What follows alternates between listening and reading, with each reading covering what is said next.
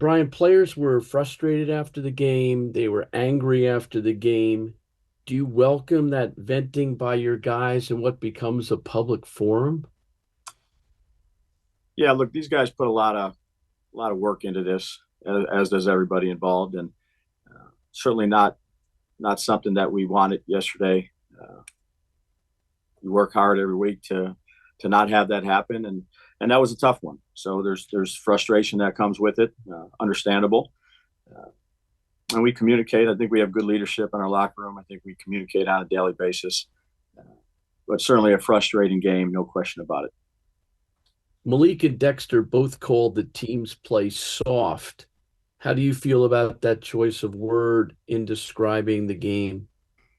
Yeah, I thought our guys played hard. You can go back and evaluate it to tape. Um, there was certain plays that you want back. We talked about some of the missed tackles that happened. Offensively, some of the negative plays, particularly in the first half. We had 17 plays, and that created some third and longs that we didn't pick up. Didn't control the time of possession, but the guys played hard. They played with effort. Just didn't do enough. Thank you. Yep. Jordan Renan. Hey, Brian. How we Morning, doing? Jordan. I know you're saying your guys played hard. Yeah. What do you say to people who think that the team kind of quit on you guys there with the performance that they put out there after Yeah, seeing it yeah. on I film? mean, we went back, we evaluated the tape this morning. Look, we didn't play well enough.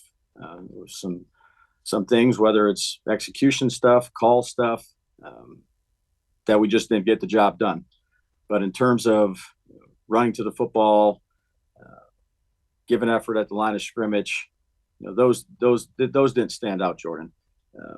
Standing out was, 3 sacks early on in the first half, 0 for 4 on third down, a variety of missed tackles that caused, some big plays. And the missed tackles weren't a lack of effort.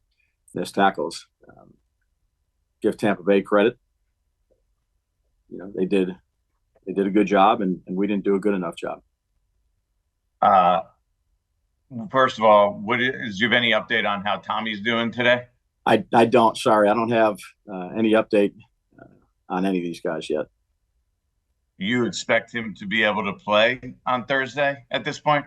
Yeah, I obviously gotta talk to the training staff. I'm hopeful, but I don't know. I haven't talked to the training staff. It's 3 days before the game. You didn't check in on your quarterback? I have not talked to the training staff yet. So until they give me the update, then we'll see where we're at. But I'm anticipating he'll be ready to go. Dan Duggan. Hey, Brian. Hey, Dan. You just made that case on not having issues with effort. So how do you square that with a veteran like Jermaine Illumino, who said unequivocally he saw a lack of effort yesterday? Yeah, we're gonna watch the tape here as a group in a few minutes, and we're gonna go through the plays like we normally do. And I think that as a coach, you make the corrections that you need to make, and I think the players will see what we see as a coaching staff. So even if that's how the coaching staff sees it, does it concern you that a player is publicly saying he's not saying, like, that doesn't concern you? Like, that's not something you feel like it could be an issue?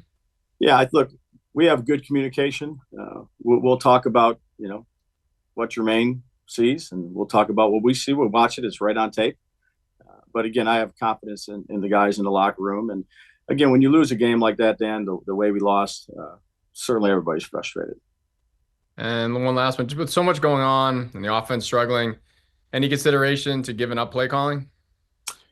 No, we'll stay status quo here in terms of how we prepare, particularly on this short week. But certainly got to do a better job.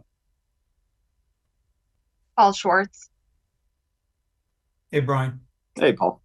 A couple of things. At times like this, with a big losing streak coming off that game, what is the inclination to stay the course versus I got to change something? It's a desperate time. I got to change something. I know it's a short week, but versus we got to, I believe in what we do. We got to stay the course when what you do is not working. Yeah, it's a great question.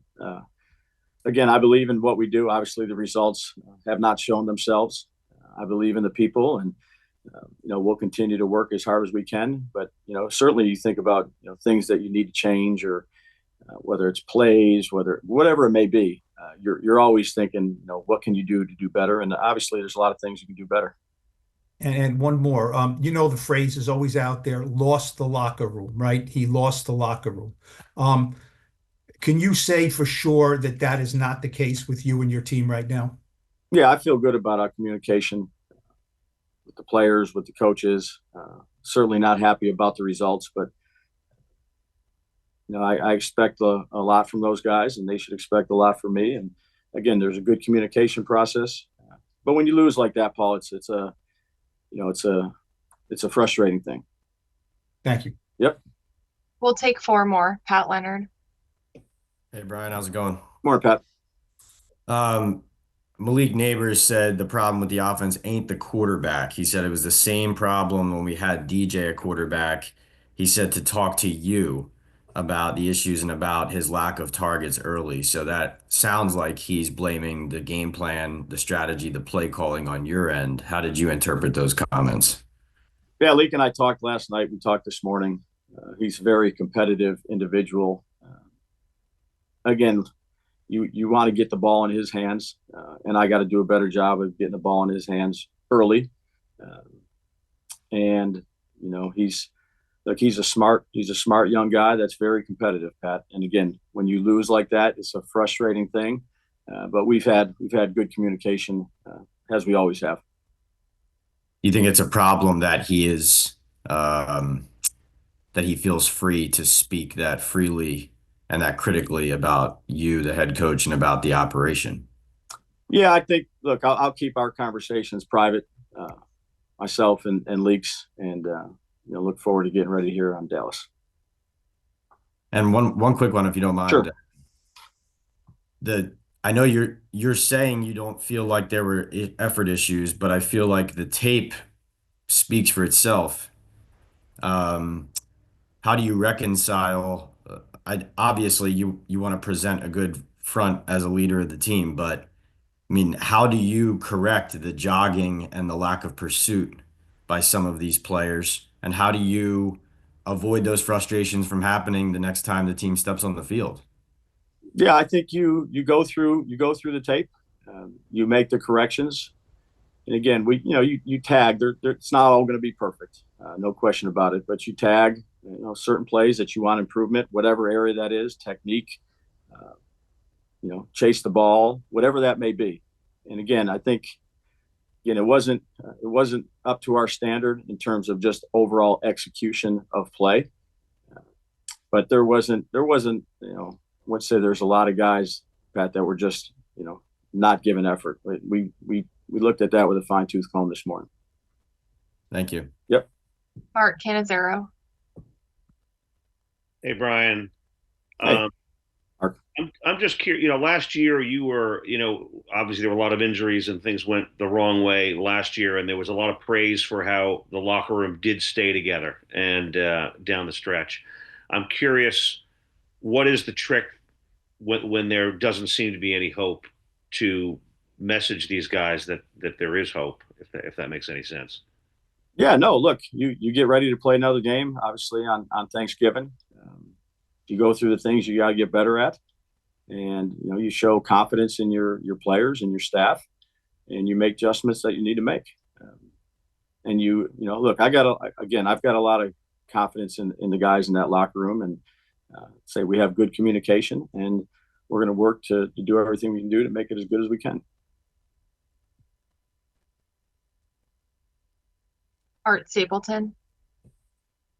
Hey, Dave. Good morning. Morning, Art.